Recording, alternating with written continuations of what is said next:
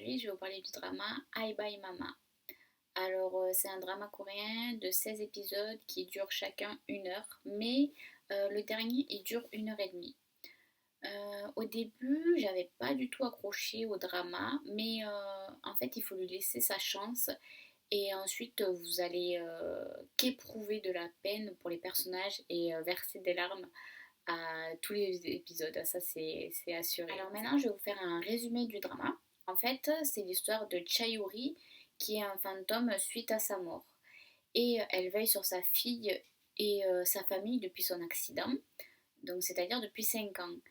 Et elle souhaite continuer à être un fantôme pour pouvoir suivre l'évolution de la vie de sa fille et ne pas être réincarnée. Mais alors que personne n'est censé pouvoir voir les fantômes, Chayuri se rend compte que sa fille, nommée Seo, qui est âgée de 5 ans, elle peut la voir et elle peut voir tous les fantômes autour d'elle. Mais la petite ne distingue pas les fantômes des vraies personnes, donc ça peut être très dangereux. Prête à tout pour protéger sa fille, Chayuri, elle va hurler sa colère et elle va se transformer temporairement en humaine. Parce que les divinités lui accordent 49 jours pour retrouver sa vie d'avant, ou sinon, si elle n'y arrive pas, elle sera réincarnée. Mais son mari, il vient juste de commencer une nouvelle vie après avoir surmonté la perte de sa femme. Donc ça va être... il a mis 5 ans à s'en remettre et là, bim, elle arrive et elle va faire... enfin, ça va être atroce pour lui parce qu'il a fait le deuil et là, d'un coup, elle revient. Donc maintenant, je vais vous présenter les personnages principaux. Alors, on a Chayuri, comme vous l'avez compris, qui est le personnage principal féminin de l'histoire. C'est la mère biologique de Seo. Elle est morte dans un accident de la circulation lorsqu'elle était enceinte. Et depuis ce jour, elle vit en tant que fantôme et reste aux côtés de ses proches. Ensuite, on a Cho Gang-hwa, qui lui est le personnage principal masculin de l'histoire. C'est le père de Seo et c'est l'ancien mari de Chayuri. Gang-hwa a tellement souffert, il a eu énormément de mal à surmonter la perte de sa femme, ça m'a fait vraiment de la peine de le voir souffrir. Ensuite, on a Oh Min-jung, qui est la nouvelle femme de Gang-hwa. Elle paraît très froide et limite hautaine, mais elle est très dévouée à Seo, qu'elle considère comme sa fille, et à Gang-hwa. Elle assure tout toute seule dans la vie quotidienne. J'ai eu énormément de peine au fil des épisodes pour Min-jung parce qu'elle est vraiment dans une situation délicate. Au début, je l'aimais pas trop, mais plus les épisodes passent et plus je l'appréciais. Ensuite, on a Seo, qui est la fille de Chayuri et de Gang-hwa. Elle est vue par les autres parents comme étant plus lente et étrange, mais en réalité, elle a la capacité de voir les fantômes, ce qui explique son comportement des fois étrange.